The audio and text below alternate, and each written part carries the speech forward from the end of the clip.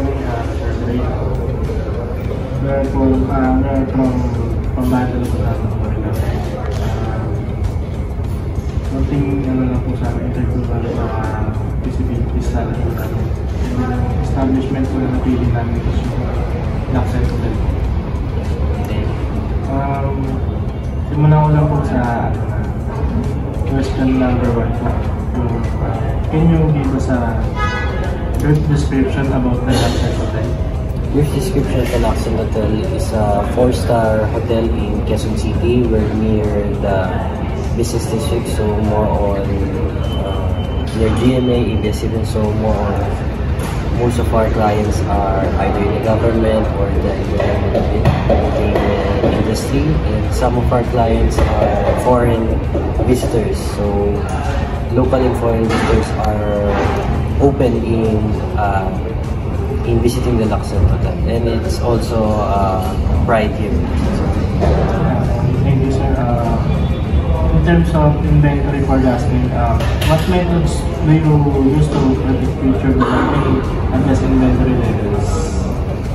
In inventory management, in terms of predicting the future demand, as for my station, I assess on looking from the start of the week. I look on the stocks that are on hand and assess on the possibility of guests or visitors that will be coming to the hotel in the weeks that will follow.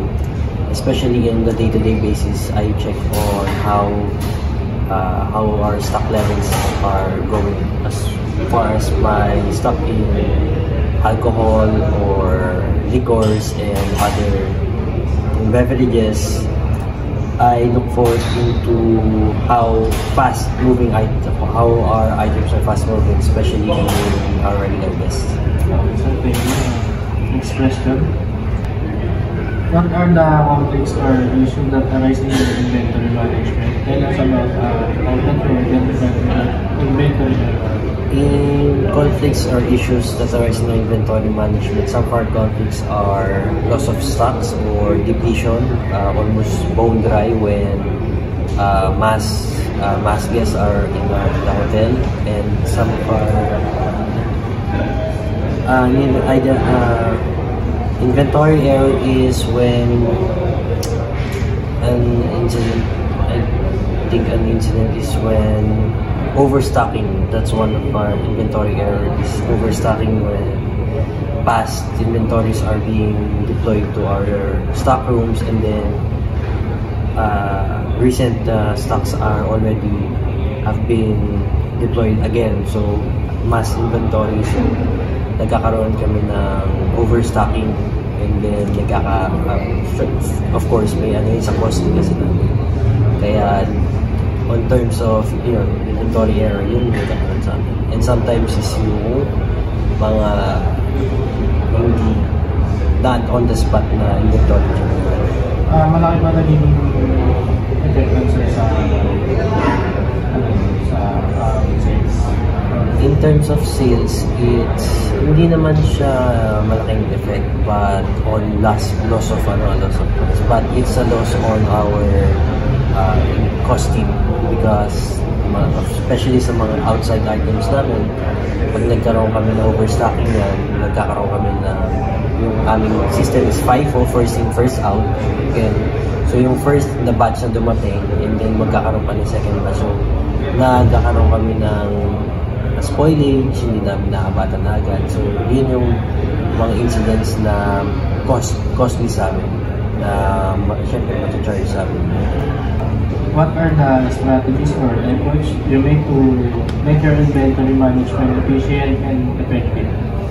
Some strategies and efforts for me when in inventory management is keen eye on checking the stock. So every time na dumadating ako dito sa station ko, chine-check ko yung stocks ko, ano yung depleted, or alam kong running low fast sila. So more on yung mga sodas namin, mga beers, especially on the weekends. As bartender naman, gusto ko yung stock namin ng mga liquors and beers na mabilis. Full stock ako for the weekend, especially for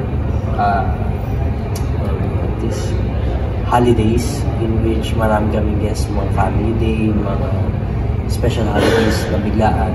And yun, yung mga strategies na ginagawa ko is full stock ko sila, and on hand, yung mga fruits namin naman, yun yung mga mabilis magkaroon ng spoilage is necessary stocks lang. Kasi meron kaming 3 days for the week na for ordering, dun kami nagbabase. So, if Monday is good pa kami sa stock, so pinupush muna namin yan until magkaroon kami ng parang low level, and then doon na kami mag-release sa project. Okay, sir. How have you improved the inventory process in the past? In the past naman may times na nagkakaroon kami ng depletion or overstocking. The usual naman sabi. And to this naman, nagkaroon kami ng change in schedules. Meron na kami morning shift na mag-check ng mga supplies namin. And then, like today, ako ngayon yung morning, nag-check ko yung stocks. And then, if ever may necessary items na kailangan, nagagawa ko din siya ng paraan para hindi kami magkaroon ng over-excess in orders. Bale, kung may orders ako ngayon, the next, hindi na nila isipin na kasi may darating na. So sila, for the future na sila mag-check na lang. Why do you think that managing inventory important to hotel? Inventory management in hotel is important part because not only in our line of department, other departments it's an important part because it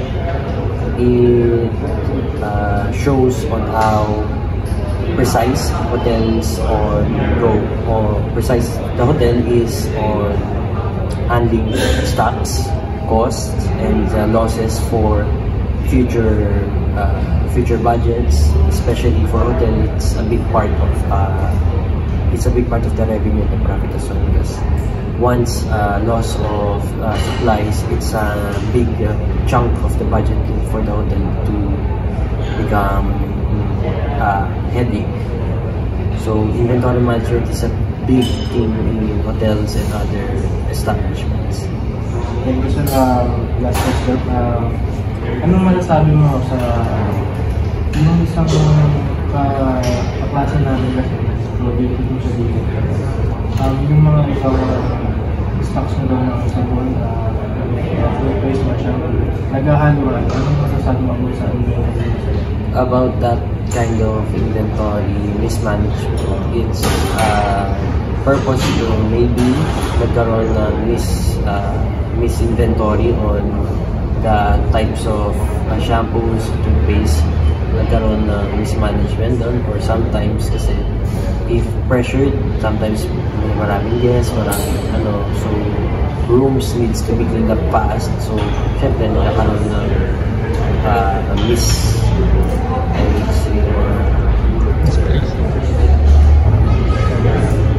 nagkakahalo-halo na lang talaga. But it's a small thing naman kasi because in the end naman, at the end of the day, magkakaroon naman ng inventory check, so it can be fixed throughout the day. So if magkaroon naman siya ng long-term effect, it's a long-term effect that affects the services, the supplies, and then again the budget of the hotel. So it's an important part na ma-check pa rin day-to-day yung mga inventory, especially din sa nasa project.